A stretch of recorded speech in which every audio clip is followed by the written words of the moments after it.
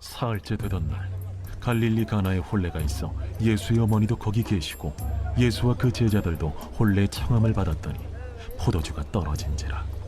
예수의 어머니가 예수에게 이르되 저들에게 포도주가 없다. 여자여, 나와 무슨 상관이 있나이까? 내 때가 아직 이르지 아니하였나이다. 그의 어머니가 하인들에게 이르되 너희에게 무슨 말씀을 하시든지 그대로 하라. 거기에 유대인의 정결 예식을 따라 두세 통 드는 돌 항아리 6이 놓였는지라. 예수께서 그들에게 이르시되 항아리에 물을 채우라. 하신즉 아귀까지 채우니 이제는 떠서 연회장에게 갖다 주라. 하심에 갖다 주었더니 연회장은 물로 된 포도주를 맛보고도 어디서 났는지 알지 못하되 물떠온 하인들은 알더라. 연회장이 신랑을 불러 말하되 사람마다 먼저 좋은 포도주를 내고 취한 후에 낮은 것을 내거늘 그대는 지금까지 좋은 포도주를 두었도다. 예수께서 이 첫 표적을 갈릴리 가나에서 행하여 그의 영광을 나타내시며 제자들이 그를 믿으니라.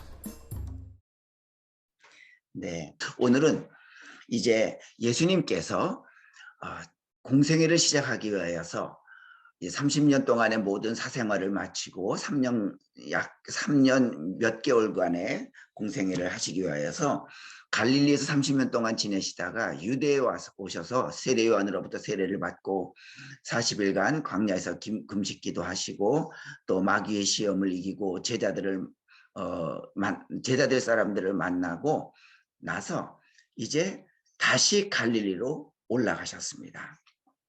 그래서 갈릴리로 올라가서 제일 처음으로 이제 한 기적을 일으켰는데요. 우리가 아시다시피 오늘 읽은 물을 포도주로 만든 사건. 이게 예수님께 성경에 나와 있는 예수님께서 약 35번의 기적과 표적을 생애에 기록하셨는데 그 첫 번째 기적이 바로 오늘 물을 포도주로 만든 기적입니다. 이제 다시 갈릴리로 올라가셨습니다. 여러분 제가 나눠드린 그 팜플렛에 보시면 이제 지도에서 보시면 유대, 베들레헴 있는 예루살렘 있는 데서 갈릴리로 올라가셨습니다. 이 갈릴리라고 하는 것은 어찌 보면 외진 곳입니다. 우리나라로 말하면 서울 수도에서 이제 뚝 떨어져서 저 지방의 끝자락으로 간 그런 곳입니다. 그 갈릴리 가나는 그래서 권력과 부와 명예가 집중되어 있던 유대의 예루살렘과는 완전히 반대되는 곳. 거기에 예수님이 계셨고 예수님 어머니가 계셨고 제자들이 있던 그곳에서 기적을 일으켰습니다. 바로 왜 거기서 첫 기적을 일으켰느냐? 우리의 믿음의 자리라고 하는 것은 현실의 명예나 권력을 추구하는 것이 아니라고 하는 것을 예수님께서는 말씀해 주고 계십니다. 만약에 그 믿음을 가지고 명예와 권력을 추구했다고 하면 예수님은 예루살렘에 그 권력의 상징이고 명예의 상징이었던 예루살렘에서 기적을 행하셨을 것입니다. 그러나 예수님은 그곳을 떠나서 갈릴리라고 하는 가나 조그마한 동네에서 첫 기적을 행하심으로 인하여 우리의 믿음 생활이라고 하는 것은 내가 그 믿음을 가지고 명예를 드러내거나 또 권력을 쥐거나 하려고 하는 그런 것이 아님을 보여주고 있습니다. 자, 오늘 성경에 보면 이 첫 번째 기적을 뭘로 표현하냐면 11절에 예수께서 이 첫 표적을 갈릴리 가나에서 행하여 그랬습니다. 예수님 이 성경은 기적이라고 말하지 않고 표적이라고 말을 합니다. 성경에서 기적이라고 말할 때는 예를 들자면 모세가 바로에게 가서 10재앙을 내릴 때 하나님께서 내가 바로에게 가서 기적을 행하라고 할 때는 기적은 미라클이라고 사용하지 않고 원더, 아주 놀라운 일이라고 표현합니다. 성경에서는 기적이라는 말을 표현할 때 원더. 그런데 오늘 여기 말씀은 miraculous signs이라고 표현합니다. 그러니까 어떤 표시가 있는 기적이란 말이죠. 그래서 요한복음은 물을 포도주로 만든 변화를 기적이 아니라 표적이라고 부릅니다. 그럼 기적과 표적은 뭐가 다르냐? 기적은 우리 아시는 대로 놀라운 일입니다. 우리 인간의 한계로는 추측할 수 없는 놀라운 일을 기적이라고 합니다. 그러나 표적은 거기에 사인이라고 하는 말이 들어가 있다시피 믿음의 눈으로만 볼 수 있는 깊은 가치를 지닌 기적을 표적이라고 합니다. 그 표적은 믿음의 눈이 있어야만 그 기적 속에 깊이 숨겨져 있는 의미를 볼 수 있다고 하는 것이죠. 자, 그렇다고 하면 예수님의 이 물을 포도주로 만드는 기적을 표적으로 말한 이유가 바로 무엇입니까? 바로 가나의 혼인잔치 기적은 우리 믿음의 결과를 알려주는 것이라고 하는 것이죠. 어떻게 해요? 우리가 예수 그리스도를 믿고 따른다고 하면 예수님께서는 우리를 가나 혼인잔치의 천국과 같은 영원한 천국의 잔치에 우리를 초대해 주신다고 하는 것입니다. 그래서 첫 기적을 바로 이 혼인잔치에 기쁜 것처럼 우리도 예수님을 믿고 바로 천국의 잔치에 초대를 받아야 한다고 하는 것을 말하고 있습니다. 교우 여러분, 이제 우리는 예수 그리스도를 의지하고 믿음으로 말미암아 예수님께서는 우리를 천국의 잔치에 초대해 주셨습니다. 그러기에 우리가 들어갈 곳은 잔치 자리라고 하는 것입니다. 기쁜 자리라고 하는 것입니다. 그래서 우리가 이 세상을 살 때도 내가 초대받은 곳은 잔치의 자리라고 하는 그런 희망과 소망을 가지면서 늘 우리의 삶을 더 기쁘게, 더 확실하게 갖고 살아갈 수 있길 바랍니다. 자, 두 번째로, 그러면 이 혼인잔치의 그 표적의 대상은 누구였습니까? 1절과 2절에 제가 읽습니다. 사흘째 되던 날 갈릴리 가나에 혼례가 있어 예수의 어머니도 거기 계시고 예수와 그 제자들도 혼례의 청함을 받았더니 그랬습니다. 자, 그 혼인잔치에 참석한 사람들은 그 혼인잔치의 주인이 많은 사람들을 초청했겠지요. 그런데 성경은 거기에 누가 있었냐면 예수님의 어머니도 계셨고 예수도 계셨고 예수와 거기 예수의 제자들도 있었다고 말을 하고 있습니다. 자, 이 혼인잔치의 기적은 단순히 혼인잔치에 참석한 축하 내빈들을 만족시키기 위한 그런 자리가 아니라고 하는 것입니다. 또 단지 이 피로연이 포도주가 떨어짐으로 인해서 난처해지지 않기 위해서 예수님께서 이 놀라운 기적을 베풀었다는 뜻도 아닙니다. 바로 이 자리에 예수님의 어머니 마리아와 또 예수님의 제자들이 계셨다고 구체적으로 밝힌 이유는 바로 예수님께서 이 기적을 베푼 이 놀라운 의미는 예수님과 친밀한 사람들을 함께하기 위하여서 예수님과 친밀한 사람들에게 큰 의미와 기쁨을 주기 위하여서 기적을 베풀었음을 성경은 그 자리에 어머니와 제자들이 있었다고 말하고 있습니다. 그렇습니다. 주님의 첫 기적이 주님과 아주 친한 어머니와 주님과 친밀한 제자였듯이 주님의 첫사랑은 바로 주님의 백성들인 우리들입니다. 그래서 주님께서는 먼저 주님의 백성들의 먹을 것이 충분하고 먼저 주님의 백성들이 기쁨이 충만하기를 바란다고 하는 것을 우리 성경은 말해주고 있습니다. 교회 여러분들, 바로 주님께서 바라시는 것이 주님과 친근한, 주님과 가깝고 친밀한 우리들이 충분하고 기쁘고 또 모자람이 없이 사는 삶을 원하고 계시다고 하는 것을 우리는 성경에서 봅니다. 그래서 예수님은 우리에게 항상 기쁨이 충만하고 행복하도록 늘 우리를 지켜주시겠다고 하는 것입니다. 그러기에 여러분들, 우리 살아가다가 잔치집에 포도주가 떨어졌듯이 우리가 살아가는 데 필요한 것들을 다 써버리고 없어서 누구에게도 도움을 청할 수 없는 그런 처지가 될 경우가 우리가 가끔 있습니다. 바로 우리가 그렇게 무너질 때에, 내가 가진 것이 다 사라질 그때에, 바로 그때가 우리를 향한 주님의 기적 같은 사랑과 기적 같은 놀라운 돌보심이 우리에게 나타날 때임을 예수님은 첫 기적을 통해서 말해주고 있습니다. 그러기에 그 여러분, 꼭 우리가 살아가다가 부족해진 형편, 건강, 물질, 자녀들, 우리의 계획들, 이런 것들이 내 힘으로는 이루어낼 수 없는 부족함에 빠졌습니까? 그럴 때 바로 예수님 어머님처럼 예수님 앞에, 예수님, 그 당시에 포도주가 떨어졌던 것처럼 내게 건강이 떨어졌습니다. 물질이 떨어졌습니다. 자녀를 향한 내 도움이, 손길의 능력이 떨어졌습니다. 하나님, 예수님 도와주십시오라고 꼭 예수님 어머님처럼 예수님께 간구할 수 있길 바랍니다.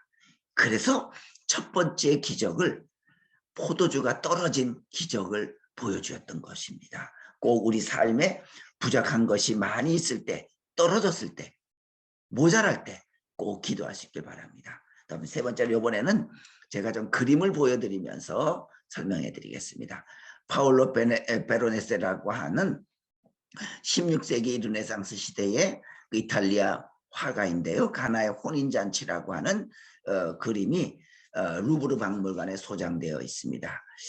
여기에 보면, 이제 그림을 보시면, 그림, 여러 사람들이 있죠. 예수님도 거기 앉아 계시지만 그 배경을 한번 보십시오. 하늘이 유난히도 맑아 보이죠. 그리고 하늘이 유난히도 두드러져 보이게 그림을 그렸습니다. 이게 왜 그렇습니까? 이 가나 혼인잔치는 장차 우리에게 있을 하늘나라의 잔치, 우리를 위한 하늘나라의 잔치가 하늘에 있다고 하는 것을 보여주기 위하여서 그 그림의 정중앙에 그렇게 하늘이 뚜렷하게 보이게 아주 사람들의 시선을 끌게 그려놨던 것입니다. 여러분들, 우리에게 바로 하늘의 기적이 준비되어 있고 하늘의 잔치가 준비되어 있습니다. 두 번째로, 이 그림을 조금 확대해서 보면 식탁 중앙에 돋보이게 예수님이 앉아 있고요. 여러분들이 보시기에 왼쪽, 예수님은 앉아 계신 쪽에서 오른편에 마리아가 그 아들 예수님께 시선을 주면서 부탁하고 있습니다. 그렇겠죠. 포도주가 떨어졌구나. 그런데 예수님은 그 말씀에 기울이지 않고 아랑곳하지 않고 앞만 막 바라봅니다. 마치 앞에 있는 우리를 노려보듯이 노려보고 있습니다. 그건 어떤 의미입니까? 어찌 보면 참 무리한 요구를 하고 있다라고 하는 느낌을 주고 있습니다. 그런데 그 마리아가 근심 어린 모습으로 예수님께 부탁을 해도 예수님은 미동도 아니하고 그냥 앞만 바라봅니다. 우리식 같으면 바로 쳐다보면서 아 그래요? 뭐 이런 식으로 얘기할 텐데 예수님은 어머니의 그 무모한 부탁이라는 듯이 무시한 듯하게 앉아 있습니다. 바로 여기에 예수님은 의미를 두고 있습니다. 이 마리아의 무모하게 보이는 듯한 그 요구가 첫 번째의 기적을 일으키게 했다고 하는 것을 보여주고 있습니다. 그렇습니다. 교회 여러분, 우리도 하나님 앞에 내가 무슨 이런 일까지도 기도해야 하나? 과연 이런 어려운 일을, 해결할 수 없는 일을 기도했다고 이 불가능한 일이 이루어질까? 해결이 될까? 그렇게 생각할 수 있습니다. 그러나 우리도 마리아처럼 불가능한 것 같은 일을 기도하였을 때 기적처럼 일이 풀린다고 하는 것입니다. 여러분들, 우리가 기적처럼 불가능한 일을 기도하였을 때에 잘 풀린 경험 없습니까? 도저히 해결될 수 없을 것 같았는데 기도했더니, 지금 생각해 보니까 기도했더니 저절로 풀린 것이 아니라 하나님의 은혜로 풀렸구나, 기적과 같이 풀렸구나 하는 그런 경험 없습니까? 여러분들, 우리가 해야 될 모습이 있습니다. 우리가 생각하기에 가능성이 있건 없건 그것은 우리의 생각뿐입니다. 하나님께는 기적이 없습니다. 모든 것이 하나님에게는 일상일 뿐입니다. 그러므로 내게 이건 도저히 일어날 수 없다고, 가능성이 없다고 하는 생각은 나의 생각일 뿐입니다. 이제부터는 그 모든 것이 가능한 일상의 영역인 하나님께 간구하시기 바랍니다. 그럴 때 비로소 물이 포도주로 변한 것과 같은 무모한 기도였지만, 무모한 요구였지만 하나님께서는 마리아의 그 무모한 요구를 들어주셨듯이 우리의 불가능할 것 같은 기도도 반드시 들어주심을 첫 번째 기적이라고 하는 것을 통해서 보여주고 계십니다. 또 한 가지 봅니다. 마리아가 뭐라 그랬습니까? 3절에 포도주가 떨어진지라 그랬습니다. 예수의 어머니가 예수에게 이르되 저들에게 포도주가 없다 하니 그랬습니다. 포도주가 떨어질 때 마리아가 예수님께 와서 말합니다. 아들아, 포도주가 떨어졌다. 어떻게 좀 해보지 않겠니? 그랬을 겁니다. 바로 그럴 때 역사가 일어났지요. 여러분들, 주님의 능력이 나타나기 위해서는 그 잔치집의 모든 항아리가 다 비워지고 말라 있어야 합니다. 마찬가지로 오늘날에도 우리 하나님의 백성들의 삶도 똑같이 적용이 됩니다. 우리에게 모든 것이 고갈되었을 때, 나에게 모든 희망이 남아있지 않을 그때에 내가 의지하고 기댈 수 있는 모든 자원이 남아있지 않을 때 비로소 주님의 역사는 그때 시작이 된다고 하는 것입니다. 곧 주님을 우리가 완전히 의지해야만 하는 그런 순간이 왔을 때, 아니 우리의 지금까지의 내 모든 자랑이 바짝 말라버렸을 때에 그때부터가 예수님께서 나를 위해서 역사하시기 위한 시작의 순간임을 우리가 잊지 마시기 바랍니다. 그래서 우리가 살아가다가 결핍이라고 하는 것, 부족함이라고 하는 것은 항상 두 얼굴을 가지고 있습니다. 하나는 기회라고 하는 얼굴이고요. 하나는 절망이라고 하는 얼굴입니다. 자, 어떤 사람은 자기에게 돈이 부족하고 돈의 결핍으로 도둑이 되는 사람이 있고요. 어떤 사람은 돈의 결핍 때문에 작심하고 열심히 일해서 부자가 되는 사람도 있습니다. 경제적 결핍은 오히려 치열한 삶을 통해 부자가 되는 기회가 되기도 하고요. 건강의 결핍은, 건강의 부족함은 오히려 운동을 통해서 더 건강해지고 장수할 수 있는 기회가 됩니다. 이렇게 우리에게 결핍의 순간은 하나님의 손에 붙들려 오히려 충만할 수 있는 기회가 되는 겁니다. 성경에 보면 예수님을 만난 중풍병자, 혈루증을 앓은 여인, 나병 환자, 38년 된 환자, 아들을 잃은 나인성의 과부, 키가 작은 삭개오, 결혼 생활에 실패한 수가성, 모두 그들은 육체적이든 정신적이든 그리고 믿음이든 부족함과 결핍으로 인하여서 오히려 예수님을 만나게 되었고, 예수님을 만난 결과 그 결핍이 새로운 삶의 활력을 갖게 되었던 것입니다. 그러므로 우리는 내게 부족해졌다, 결핍, 이런 것들을 두려워할 필요가 없습니다. 결핍은 새로워질 수 있는 기회입니다. 고린도전서 1장 27절과 28절에 말씀합니다. 하나님께서 세상에 미련한 것들을 택하사 지혜 있는 자들을 부끄럽게 하려 하시고 세상에 약한 것들을 택하사 강한 것들을 부끄럽게 하려 하시며 하나님께서 세상에 천한 것들과 멸시받는 것들과 없는 것들을 택하사 있는 것들을 폐하려 하시나니 그랬습니다. 우리가 결핍, 좌절의 순간이 올 때 주님은 우리의 능력의 시간이 되어주십니다. 그때 주님께서 우리의 필요를 공급해 주시리라 믿습니다. 자, 이제 또 봅니다. 이 마리아는 어려움에 처한 잔치집에 대한 그 마음가짐을 어떻게 표현했습니까? 포도주가 없다. 자, 자기 집도 아닙니다. 그런데 그 집 주인이 얼마나 애가 탈까? 마음이 아플까?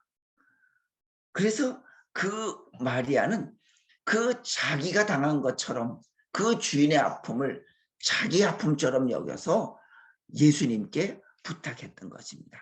만약에 마리아가 문제가 생겼다는 것을 알고도 얘기를 안 했다고 해봅시다. 첫 번째 기적은 이루어질 수 없었을 것입니다. 그 애처로움이 가득한 마음으로 예수님께 아들아, 이 안절부절 못하는 저 주인을 도와줄 수 없겠니? 너밖에는 이 일을 해결할 수 있는 사람이 없구나. 애절한 마음으로 부탁했습니다. 자, 바로 이와 같이 마리아의 다른 사람의 어려움을 먼저 살피는 그 마리아의 사랑이 기적의 역사를 갖고 왔던 것입니다. 여러분들, 바로 우리가 가지고 있는 깊은 사랑이 우리 안에서 놀라운 믿음의 역사를 일으켜 주십니다. 인생의 맛은 어디서 납니까? 사실 살아가면서 맛은, 단맛은 혀 끝에서 난다 그러고요. 쓴맛은 혀 뒤쪽에서 난다 그러고, 신맛과 짠맛은 혀 옆쪽에서 난다고 우리 배웠습니다. 그런데 몸이 아프면 아무리 산의 진미라도 아무 맛을 못 느낄 것입니다. 그러면 이 인생에 살아가는 맛은 단맛, 쓴맛, 신맛, 우리 혀끝에서 느끼지만 사람 사는 맛은 어디서 느낄 것입니까? 바로 사람 사는 맛은 사랑에서 느낍니다. 우리가 살아가다가 병들었을 때 입맛을 못 느끼듯이 우리가 믿음이 병들고 사랑이 병들면 사랑을 못 느끼고 살아간다고 하면 내 속에, 내 마음에, 내 믿음에 병이 든 것입니다. 입맛을 잃으면 내 몸에 병이 들었듯이 사랑을 못 느끼면 내 믿음에 병이 들었다고 하는 겁니다. 자, 이제부터 우리는 이 사랑이, 남을 측은하게 여기는 애절한 사랑의 마음이 그 첫 기적을 일으켰듯이 우리도 주변에 그들에게 내가 저 사람이었다고 하면 얼마나 아팠을까라고 하는, 얼마나 마음이 괴로웠을까라고 하는 사랑의 마음을 품을 때 여러분들 우리 삶에 기적이 일어나고 우리 삶에 예수님께서 그때가 바로 나를 위한 기적을 일으키는 시간이라고 하는 것을 꼭 잊지 않고 기억해 주시기 바랍니다. 그래서 에릭 프롬은 사랑의 기술이라는 책에서 사랑의 기본 요소는 관심과 암과 존경과 책임감이라고 했습니다. 사랑을 하게 되면 그 상대방에 대해서 알고 싶어 하지 않습니까? 또 누구를 안다고 하는 것은 그를 책임진다고 하는 것 아니겠습니까? 이제 우리도 하나님 안에서 내가 저 사람의 애절한 마음, 저 사람의 아픔 꼭 간직하겠다. 그런 사랑의 마음을 가질 때에 내 속에, 내 삶에 예수님께서 물을 포도주로 변화시켜주는 것과 같은 기적을 일으켜 주신다고 하는 것을 잊지 마시고 꼭 우리는 이 애절한, 다른 사람을 향한 애절한 사랑의 마음을 꼭 간직할 수 있길 바랍니다. 자, 이제 예수님께서 뭐라고 말씀하십니까? 6절과 7절에 거기에 유대인의 정결 예식을 따라 두세 통도는 돌 항아리 6이 놓였는지라 예수께서 그들에게 이르시되 항아리에 물을 채우라 하신즉 아기까지 채우니 그랬습니다. 예수님께서 물을 포도주로 만드시는 분이 꼭 항아리에 물을 부어야만 채워질까요? 그냥 가만히 앉아서 자, 저 항아리가 비었으니 물도 저절로 채워져라 그래도 갑자기 비가 내렸든지 뭐 어떻게 해서든지 항아리에 물을 채웠을 거예요. 그런데 예수님은 그러지 않았어요. 그 사람들 보고 항아리에 물을 채우라고 했습니다. 그랬더니 가득 채웠을 때에 물을 포도주로 변화시켜주는 기도를 하시고 변화시켰습니다. 그 6개가 다 채워졌을 때 여기 보니까 아기까지 채우니 6번째 항아리 아기까지 꼭대기까지 채우니 예수님께서 드디어 기적을 행하셨습니다. 만약에 5 항아리 반만 채워도 기적은 안 일어났을 것입니다. 바로 무엇입니까? 물이 변해서 포도주가 되는 것은 인간은 할 수 없습니다. 그러나 항아리에 물을 채우는 것은 사람이 할 수 있는 몫입니다.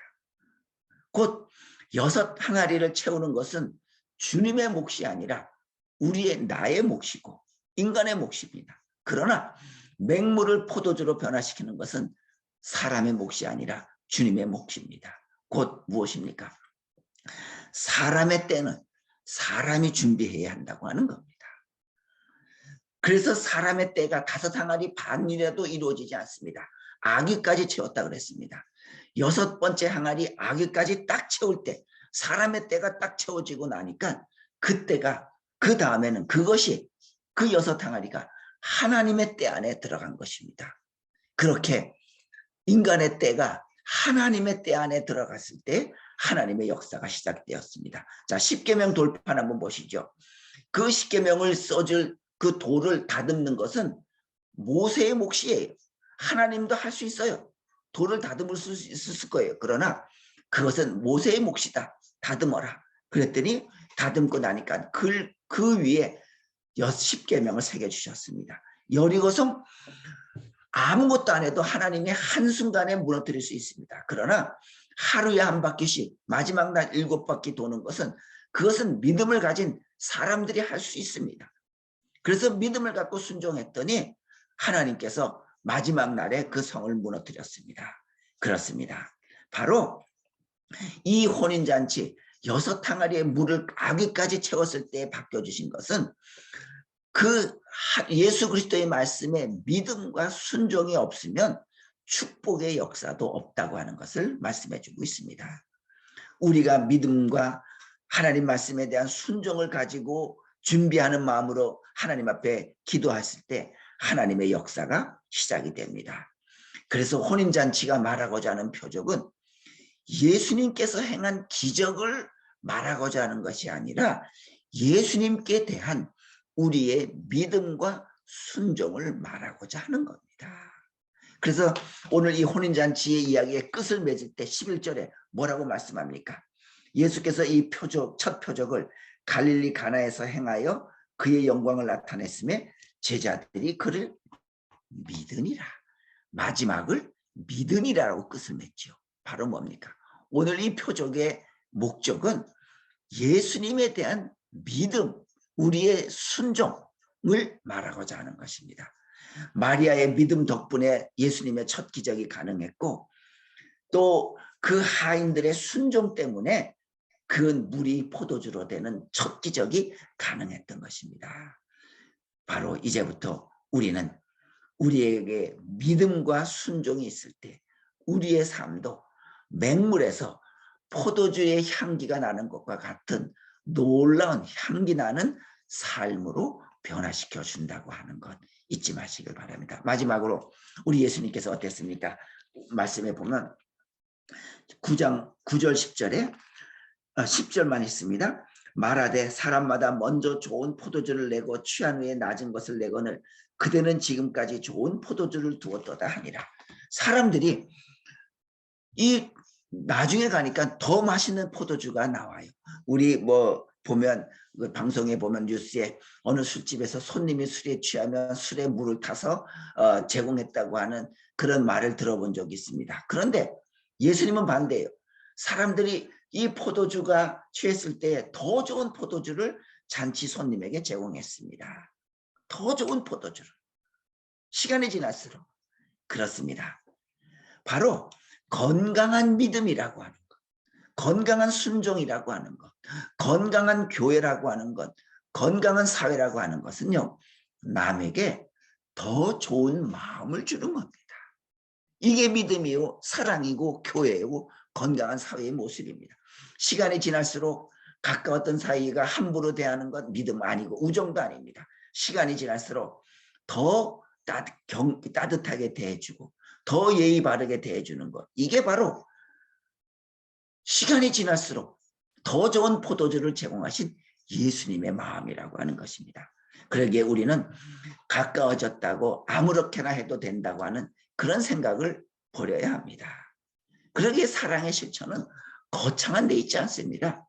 더 좋은 것을, 자그마한 거지만 좋은 것을 제공해 주는 겁니다. 정호승 시인이 쓴 수필집 내 인생에 힘이 되어준 한마디라고 하는 책이 있는데요. 저도 갖고 있는데 제가 필요하신 분 빌려드리겠습니다. 그냥 쉽게 읽을 책이에요. 그냥 뭐 차 타고 가면서나 여행지에서 쉽게 읽을 책인데 거기에 이런 내용이 있습니다. 자, 그 시인이 정호승 시인이 이제 영주에서 안동 가는 그 시외버스를 타고 갔다고 합니다. 그래서 안동에 다 도착을 했는데 자기 옆자리에 앉아있던, 버스니까 둘이 앉았겠죠. 앉아있던 그 아주머니가 자기를 보고 아이고 내가 이 커튼을 잡고 있었더니 팔이 아파 죽겠네라고 하면서 활짝 웃더래요. 그래서 왜 무슨 뜻인가 가만 봤더니 영주에서 안동까지 1시간 좀 넘게 오는데 자기는 계속 잤대요. 근데 해가 그쪽에서 계속 비치니까 아주머니가 내 얼굴에, 그 시인의 얼굴에 내리쬐는 햇빛을 가려주려고 커튼을 내내 붙잡고 왔더랍니다. 자기는 그걸 알지 못하고 잤대요. 바로 그 시인은 말합니다. 모르는 옆 사람의 얼굴에 그 내리비치는 햇빛을 커튼으로 내내 가려주는 그 마음, 그게 바로 아무 조건 없는 모성애적인 사랑이 아니었을까. 또 한 가지 이야기가 있습니다. 자기가 중학교 때 겨울방학 때 경주에 있는 외할머니 댁에 갔는데 찾아갔더니 할머니가 자기를 보더니 그리 반가워하는 기색이 없더래요. 호승이 니 왔나 하고는 그냥 그뿐이더래요. 그래서 무척 섭섭했대요. 할머니가 나를 사랑하지 않는가 보다, 외손자라 사랑하지 않는가 보다 생각했대요. 그래서 그날 자는데 새벽에 일어나서 옛날에는 화장실이 다 바깥에 있기에 일어나서 화장실을 가는데 밖에 나와서 마당을 가로지러 가는데 자기 방 아궁이에 외할머니께서 쪼그리고 앉아서 불을 떼주고 계시더래요. 바로 외할머니께서는 손자가 자는 방이 새벽에는 식기 때문에 식을까봐 그 새벽에 말없이 일어나서 그 손자가 자는 방에 군불을 지프고 계셨던 것이죠. 그때 정호승 시인은 그 외할머니에게서 은근하게 드러내주는 사랑을 느꼈다고 하는 겁니다. 시간이 갔지만 한 가지만 더 그 책 가운데 자기가 어느 날 전남 완도에 갔는데 여행을 갔는데 저녁을 먹고 그냥 산책 겸 바람이 부는 그 시외버스 터미널 부근을 지나고 있는데 찐빵 가게가 있더래요. 그래서 찐빵을 무척 좋아하는 그 시인이 그 찐빵집으로 들어가서 한 주먹만한 그 완도의 찐빵을 이제 사가지고 먹었답니다. 저녁을 먹고 나와서 배부르니까 하나만 먹어야지 하고 하나를 먹는데 너무 맛있어서 한 개 더 집어들었대요. 그때 그 건너편 자리에서 그 주인 아주머니가 남편하고 저녁 식사를 하고 있는데 그 아주머니가 그러더래요. 찐빵만 먹지 말고 여기 와서 저녁을 같이 드십시다. 뭐냐면 그 시인을 보고 돈이 없어서 저녁을 못 먹어서 저 찐빵으로 그 저녁을 때우는구나. 그래서 그 아주머니는 그렇게 생각을 해서 모르는 사람인데도 불구하고 와서 여기서 저녁을 먹자고 하면서 자리를 내주더래요. 그래서 가슴이 뭉클했대요.